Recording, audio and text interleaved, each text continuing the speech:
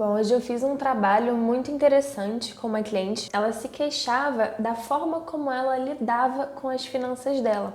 Então, quer dizer, ela dizia que entrava muito dinheiro, um fluxo de dinheiro muito grande na vida dela, mas ela via por pouco tempo esse dinheiro, porque quando entrava esse dinheiro, ela já gastava, ela não controlava as finanças, não organizava e se planejava financeiramente. Então ela veio até mim trazendo essa questão de por que ela não consegue se organizar financeiramente, por que a questão das finanças é algo tão forte para ela que ela não consegue lidar e por que isso causava um desconforto emocional muito grande dentro dela ao pensar nisso. Por que mesmo ganhando muito dinheiro, fazendo muito dinheiro, ela ainda assim se endividava, mesmo sem precisar se endividar. Então a gente fez um trabalho muito bonito com relação à maneira dela de olhar para o dinheiro. Eu pedi para ela posicionar um representante para ela e eu coloquei várias opções, ela escolheu um representante de uma criança. E aí ela pegou e até comentou, caramba, escolhi uma criança, né, para me representar agora. Então o trabalho começou dessa maneira e quando a gente posicionou o dinheiro no campo, ela não olhava para o dinheiro e ela olhava para outra direção. E aí eu percebi que ficou uma lacuna, né? Para onde a criança está olhando? Porque se ela não consegue lidar com as finanças de uma maneira organizada, de uma maneira equilibrada, isso causa um desconforto emocional nela. E ainda por cima ela coloca uma criança para representar ela, provavelmente essa criança está olhando para alguém, que ainda não é o dinheiro, né? Crianças não lidam ainda com o dinheiro. Quem lida com dinheiro são adultos. Então, existe uma parte dela, criança, ainda identificada a algo, olhando e procurando por algo. Normalmente, na perspectiva das constelações familiares, a força do pai representa o dinheiro.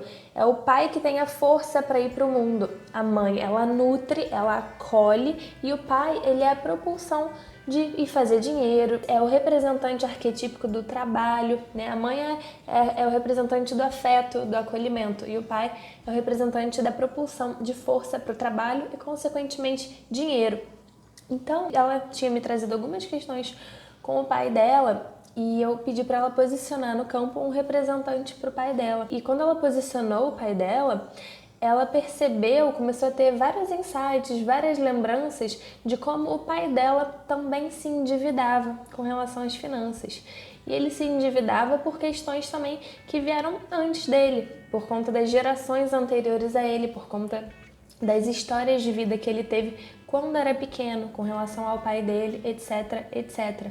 Então a gente já começa a perceber que é um ciclo que se repete de gerações em gerações e que a filha, ela estava identificada ao pai e ao endividamento do pai.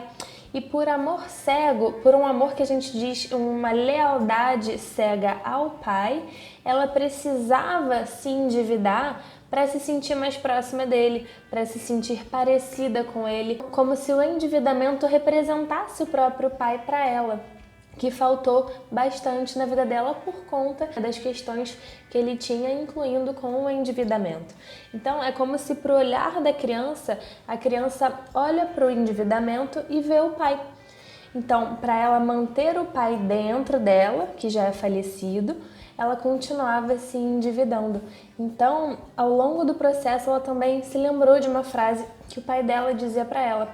Sempre que o pai dela ele ganhava alguma oportunidade, ou ganhava um presente, ou ganhava dinheiro de alguém, ou ela mesma tentava ajudar o pai dizia para ela: isso não é para papai não, como se o dinheiro não fosse para papai. Então ela também absorveu essa crença, acreditando que se o dinheiro não é para papai, como é que pode ser para ela? Como é que ela vai se sentir no direito de ter dinheiro, de ter um fluxo de abundância na vida dela, se nem mesmo o pai dela tinha isso? Então foi muito bonito enxergar isso e enxergar o quanto ela estava, na verdade, identificada ao endividamento por amor ao pai endividado.